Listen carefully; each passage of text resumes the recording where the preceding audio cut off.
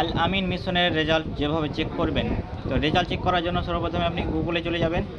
গুগলে গিয়ে আপনি আল আমিন মিশন লিখে সার্চ করবেন। প্রথম সাইডে ক্লিক করবেন। সাইডে ক্লিক করার পর এখানে আপনি এটা ডেস্কটপ সাইড করে নেবেন, তাহলে আপনার সুবিধা হবে। এখানে আপনার যেটা রেজাল্ট দেখতে পাচ্ছেন, এই রেজাল্ট অপশানে চলে যাবেন। তারপর অ্যাডমিশন টেস্ট রেজাল্টে চলে যাবেন।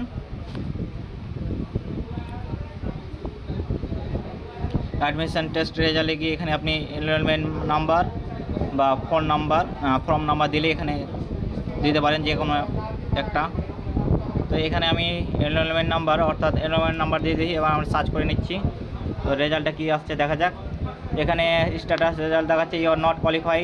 তো এইভাবে আপনি আপনার আল আমিন মিশনের রেজাল্টটি চেক করে নিতে পারেন। চাইলে আপনি এটা প্রিন্ট করে নিতে পারেন। এখানে যেটা প্রিন্ট অপশান আছে, এই প্রিন্ট অপশানে গিয়ে আপনি আল আমিন এটা প্রিন্ট করে নেবেন।